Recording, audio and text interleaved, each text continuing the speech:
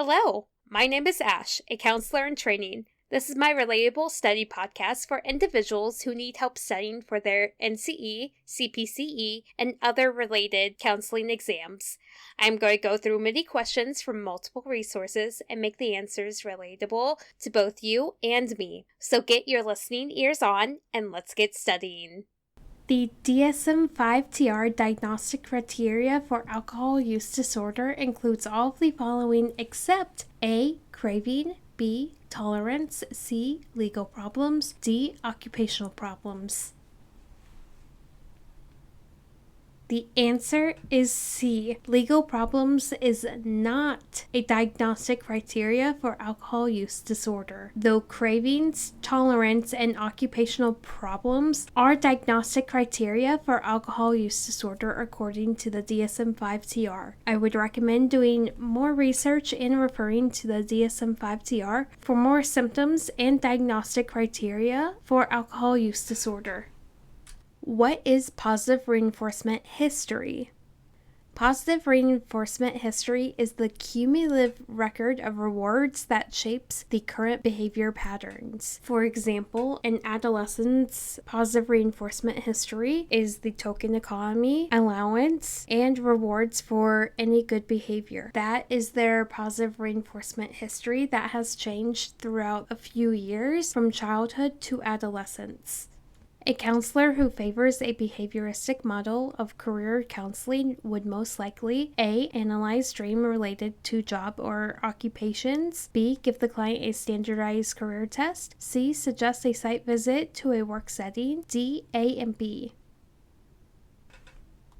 The answer is C. A counselor who favors a behavioristic mode of career counseling would most likely suggest a site visit to a work setting. When a counselor is a behavioristic orientation, they will have their clients do behavioristic techniques and models, such as visiting a work site. For example, if a teenager wants to get into retail, then the counselor would suggest to go to a store and observe how the employees work there and gather information about the job.